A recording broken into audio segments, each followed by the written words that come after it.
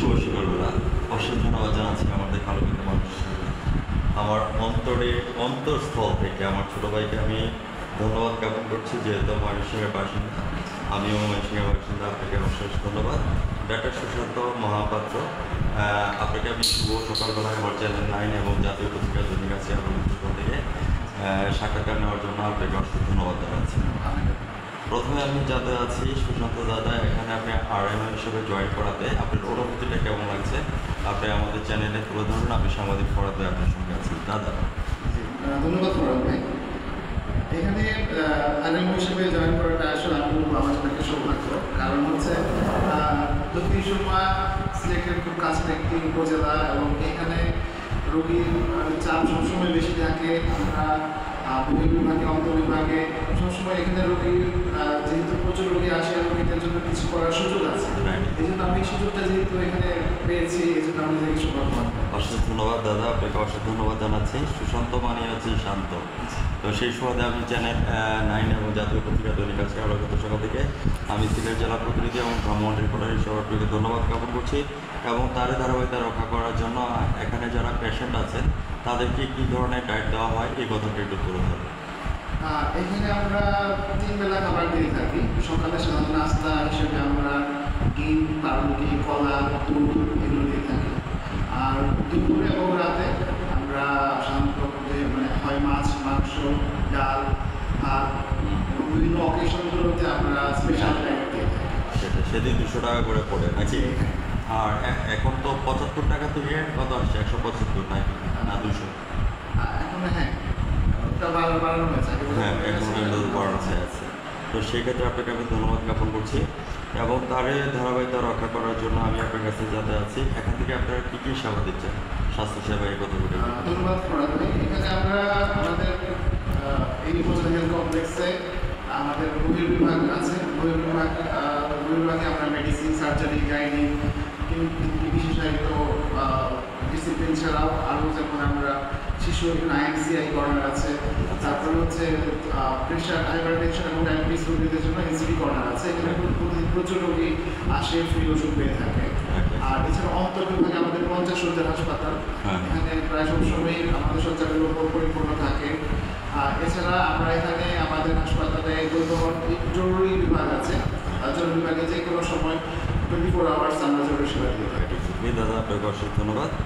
আমাদের civil surgeon sir doctor Mashiur Rahman sir আপনাদের এখানে আসেন কিনা? মনীশ্বর চৌধুরী, উনি আসেন কিনা সে কথাটা বা অবজারভেশন করা যায় কিনা সে কথাটা জানিয়ে দেবেন। হ্যাঁ, অবশ্যই। মনীশ্বর চৌধুরী স্যার সার্বক্ষণিক আমাদের সাথে যোগাযোগ রাখেন এবং স্যার প্রায়শই এখানে পরিদর্শনে আসেন। যেমন আমি এখানে জয়েন করেছি প্রায় 8-9 মাস হয়েছে। এর মধ্যেই স্যার প্রায় 2 বার ভিজিটে এসেছে।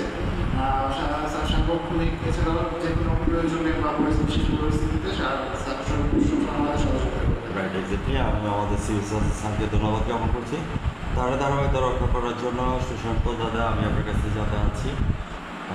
আপনাদের মানে যারা কর্মরত আছেন ওদের অফিসিয়াল টাইম কটা থেকে কটা? আমাদের আসলে এখানে যেমন জরুরি বিভাগ আছে, জরুরি বিভাগ আমাদের যে মেডিকেল অফিসার যারা আছে তাদের ডিউটি শুরু হয় 9টা থেকে। 9টা থেকে শুরু হয় আমাদের। এছাড়া বহির্বিভাগ আছে, বহির্বিভাগ আমাদের সকাল 8টা থেকেই শুরু হয়। আর নার্সদের ডিউটিটা আলাদা। নার্সদের রোজটা 12 ঘন্টার ডিউটি হয়, তারা সকাল 8টা থেকে শুরু হয় এবং আবার নাইট শিফট রাত 8টা থেকে শুরু হয়। দাদা, আমি একটু ফ্রেন্ডলি কথা বলছি।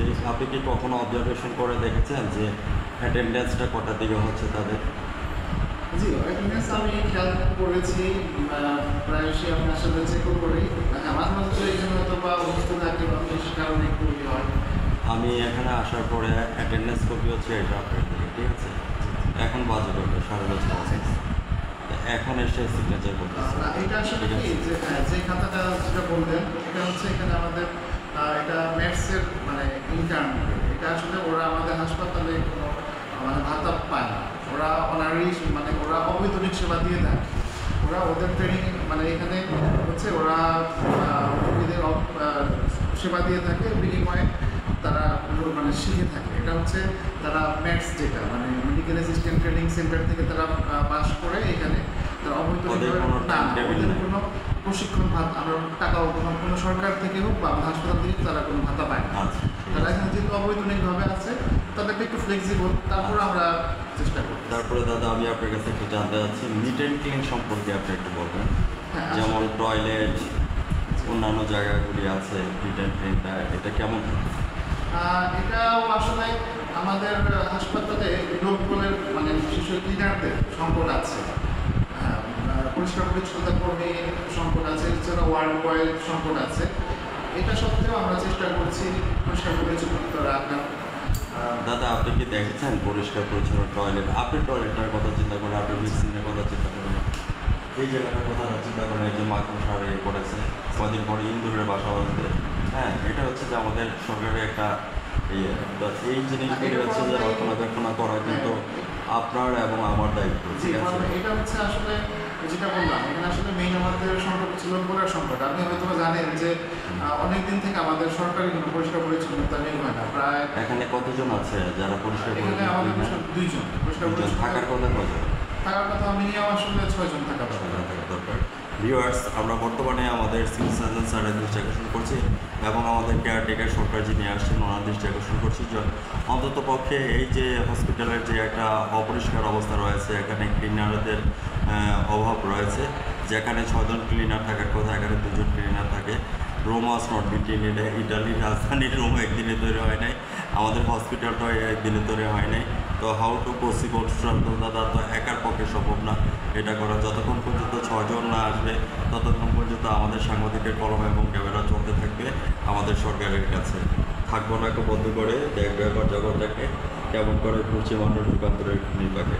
তো সেই সুবাদে আজ রাত 9:15 আমার স্যার ছোটো ভাইয়ের সাক্ষাৎকারটি আপনারা দেখে নেবেন চ্যানেল 9 এবং জাতীয় পত্রিকা দৈনিক আজকে আলোচিত। সেখান থেকে আমি সাংবাদিক পড়াতে সিলেট জেলা প্রতিনিধি এবং ভ্রাম্যমাণ রিপোর্টারের সাথে বিদায় রেখে দিচ্ছি। ভালো থাকেন, সুস্থ থাকেন, ধন্যবাদ আপনাকে এবং অগ্রিম দুর্গাপূজার শুভেচ্ছা রইল। ধর্ম যার যার সত্যি। ধন্যবাদ ফরহাদ ভাই আপনাকেও, আপনার আমাদের হাসপাতাল সম্পর্কে বিভিন্ন বিষয় তুলে ধরার জন্য, এবং আশা করি আমরা এর মাধ্যমে জনগণ হাসপাতাল সম্পর্কে জানতে পারবে এবং আমরাও যেসব আমাদের সমস্যাগুলো আছে এগুলো আমরা সমাধান করতে পারবো। Thank you very much.